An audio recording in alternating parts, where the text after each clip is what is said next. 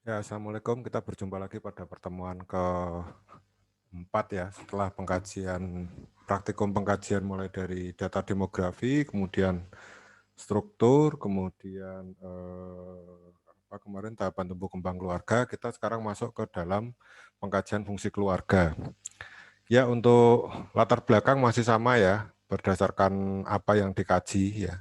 Kalau kalau pre-planningnya tentang fungsi keluarga ya latar belakangnya tentang fungsi keluarga, silakan cari kalimat-kalimat prolog yang bisa dijadikan latar belakang, sasaran dan derajat menyesuaikan, waktu dan tempat menyesuaikan, medianya alat tulis, strategi pelaksanaan masih sama, prainteraksi, kemudian kita lanjut interaksi. Ini yang dikaji adalah ini, poin A sampai E ini, fungsi afektif, fungsi sosial, ya, fungsi perawatan kesehatan, fungsi reproduksi. Fungsi perawatan kesehatan ini 5 fungsi perawatan kesehatan keluarga, mulai dari mengenal sampai dengan pemanfaatan fasilitas kesehatan, kemudian fungsi reproduksi, serta fungsi ekonomi. Kemudian terminasi, masih sama, pujian, menyampaikan kesimpulan, kontrak waktu, kemudian salam penutup. Setting tempat, menyesuaikan, kondisional, kriteria evaluasi masih sama, seperti biasa, poin 3 didapatkan data tentang fungsi 5 tadi, ABCDE ini, ya. Pada poin 3 dapatkan data tentang fungsi keluarga mulai dari afektif, sosial, perawatan kesehatan, reproduksi, dan ekonomi pada keluarga dapat tercapai ya. Nah, pedoman wawancara yang bisa dilakukan. Yang pertama adalah fungsi afektif. Bagaimana keluarga berperan dengan baik atas antar anggota keluarga, ya, ayah, ibu, dan anak. Kemudian bagaimana cara memberikan dukungan kepada anggota keluarga yang memerlukan dukungan, misal salah satu anggota keluarga yang sakit. Jadi ini respon atau perilaku keluarga ya, bagaimana respon atau perilaku keluarga jika ada salah satu anggota keluarga yang mengalami masalah kesehatan atau sedang sakit. Kemudian apakah antar anggota keluarga saling menghargai? Ya, ini kaitannya dengan ini, ayah, ibu, dan anak. Kemudian masuk fungsi sosialisasi, bagaimana interaksi atau hubungan dalam keluarga, ayah, ibu, dan anak. Interaksi ini artinya adalah komunikasi yang berkaitan dengan kesehatan tentunya. Kemudian poin B, apakah dalam keluarga mencontohkan budaya disiplin, waktu, tempat, dan lain-lain. Ini pada poin B ini biasanya norma-norma yang tidak tertulis di dalam keluarga ya. Misalkan kalau anak-anak misalkan harus sopan pada orang tua dan lain sebagainya, itu kan norma-norma yang tidak tertulis dalam keluarga. Kemudian poin C, apakah dalam keluarga menjalankan norma atau budaya dan perilaku dengan baik. Ya. Budaya-budaya yang kaitannya dengan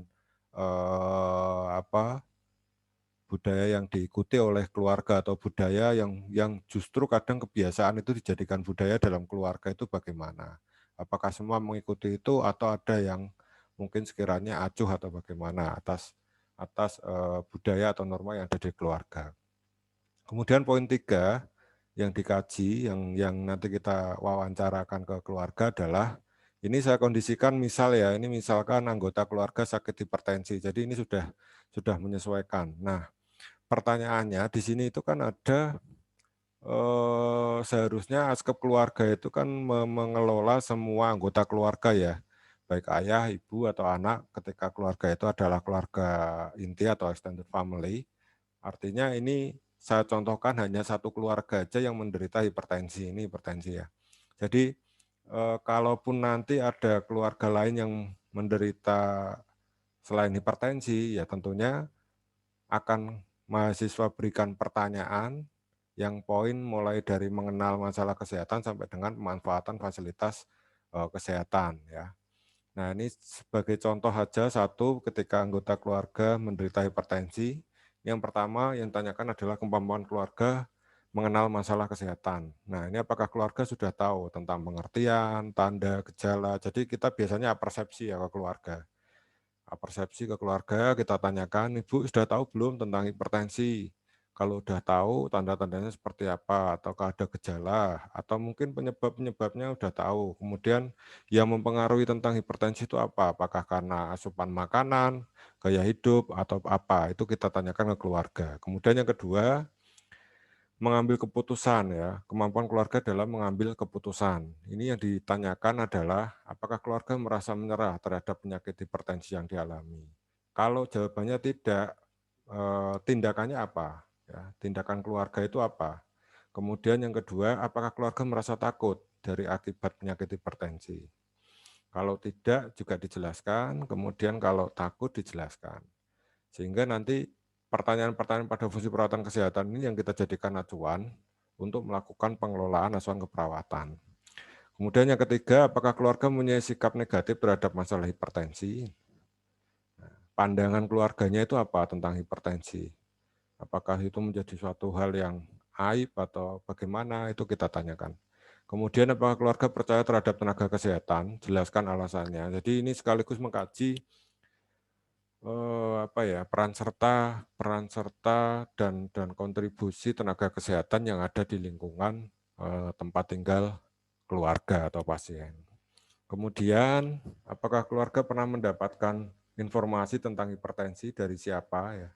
Informasinya dari siapa? Apakah informasi melalui TV, melalui koran, atau melalui media massa, atau melalui eh, apa jejaring sosial dan lain sebagainya, atau melalui tetangga atau apa, dijelaskan ya. Kemudian persepsi dari informasi yang sudah didapatkan itu seperti apa.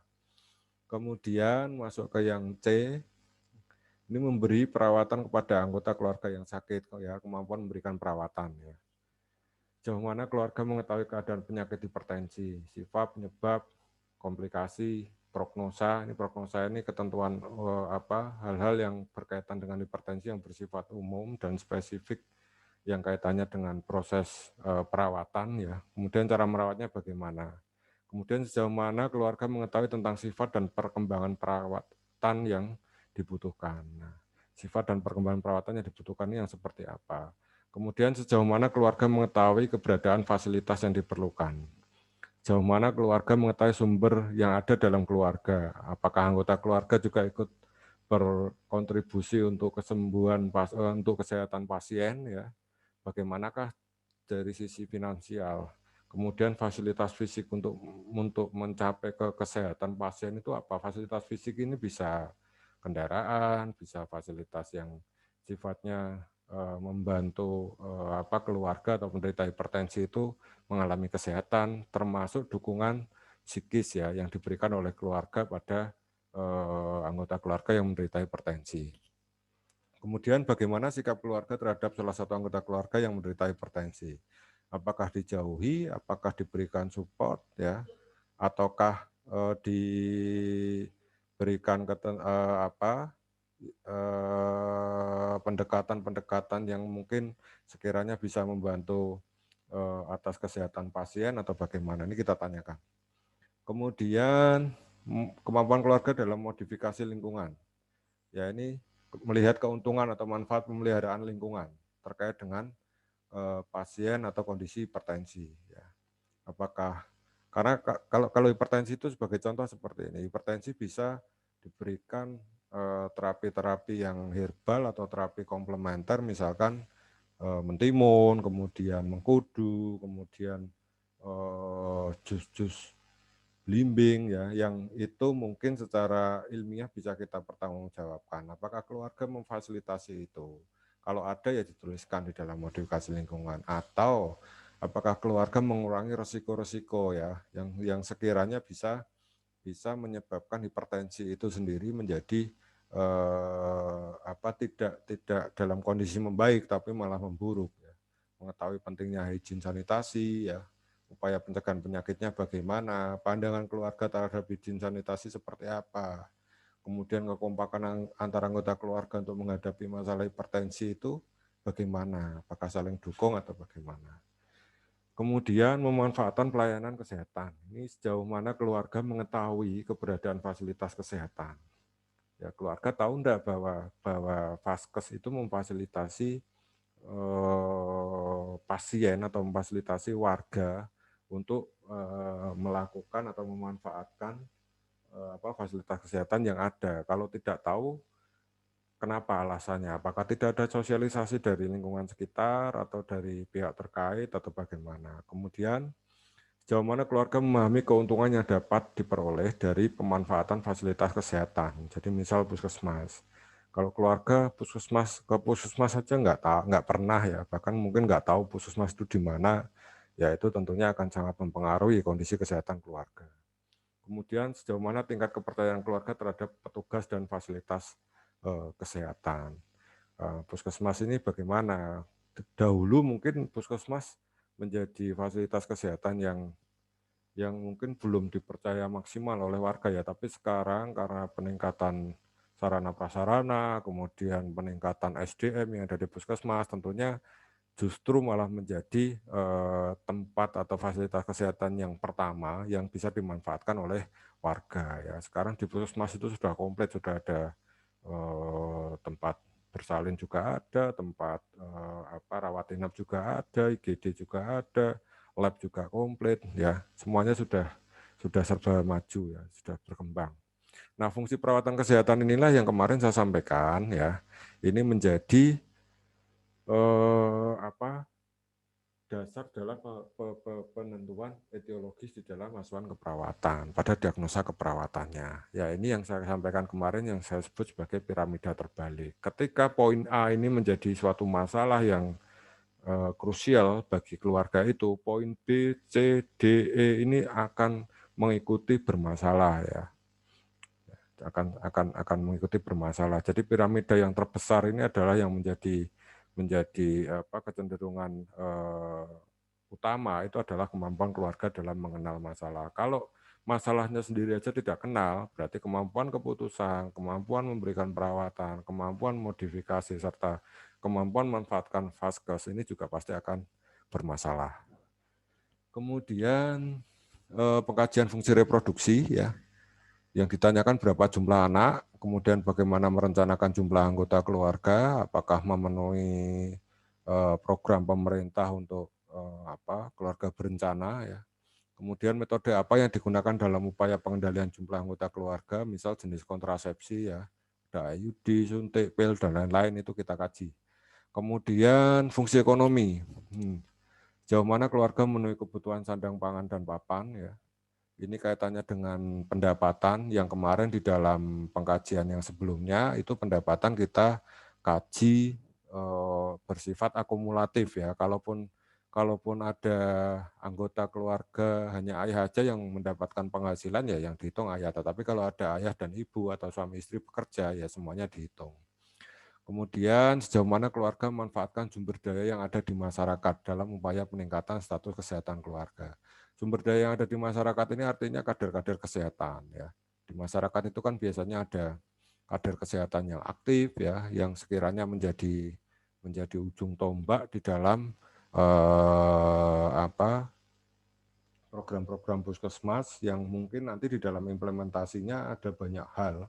Ya salah satunya yang real itu adalah kegiatan posyandu atau pos pelayanan terpadu, yaitu sejauh mana keluarga memanfaatkan sumber daya itu.